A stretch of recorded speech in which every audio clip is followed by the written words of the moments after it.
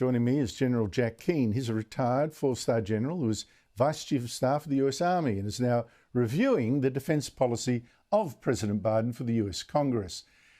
General Keane, thanks for your time. The Western Australian Premier Mark McGowan now even calling on Australia to hold its national cabinet meeting between the Prime Minister and state premiers in China itself to rebuild relations. To me, that seems kowtowing of the worst order and a security nightmare. Your response to Premier McGowan? Well, that is really stunning, given what we know about China and years of experience that your country has in dealing with China, and how they've been disappointed in the past when they have reached out and tried to establish cooperation and collaboration, and every time their hand gets bitten off by it.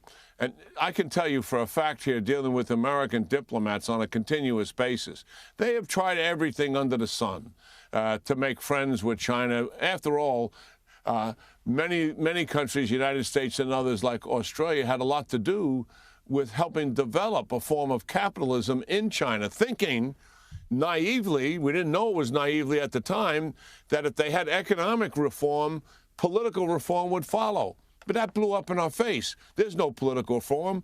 These guys are staunch communists, and they repress their own people, and they're aggressors abroad. I would suspect that your premier is getting the same nice talk that our diplomats and yours have in the past by China. They talk nice. They talk forever, but nothing changes. They stay aggressive. They want to dominate and control the Indo-Pacific region. That hasn't changed one iota, despite how nice they're playing with your premier. We have learned that reality. I believe your government, who's running the country, knows that, and your previous government knows it as well. I'm surprised that we still have people out there that are that naive about dealing with China and who they really are, because President Xi has unveiled. This is a dictator, a ruthless, brutal dictator who wants to control the Indo-Pacific region and control the world in terms of domination, replace the United States as the world's leader. They are about this, and they're dead serious about it. Except here in Australia, we've got two premiers who don't want to know about any of that. General Jack Keane, I mean, talk about blind, willfully blind. China, talking about the China threat, they're meanwhile running secret police stations around the world. There was a report last year by a human rights group suggesting more than 100 in more than 50 countries.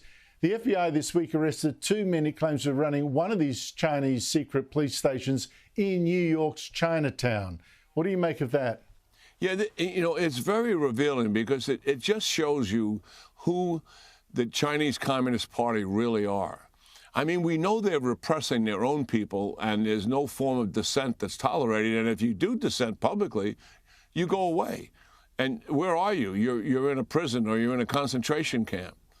But they go to this trouble, and you're right, there's 100 of them in multiple countries to control what?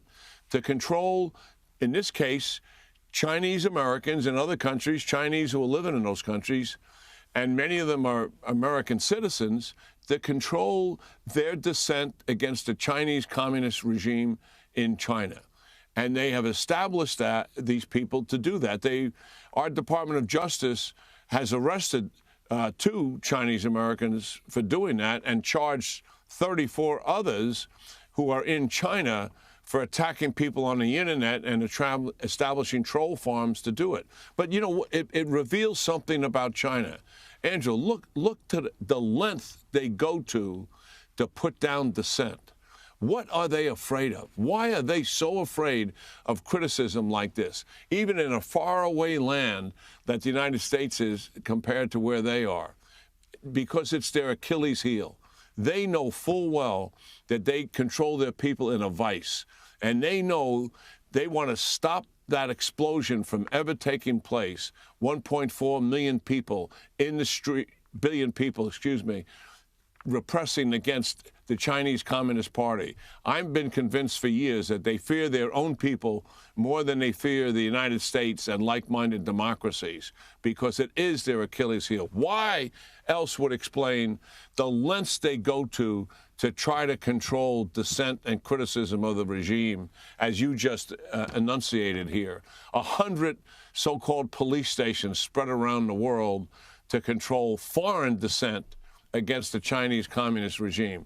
Quite stunning and revealing, I think, about how paranoid they really are. And I believe we should attack them more for these kinds of acts and push back on them, because they're so sensitive to criticism. And we should get organized about it in terms of allies' response. And it should be continuous about what they're doing to their own people and what they're doing in the region and around the world. And get really good at it. We call it information operations, and it could use a brand of sophistication to it, in my judgment.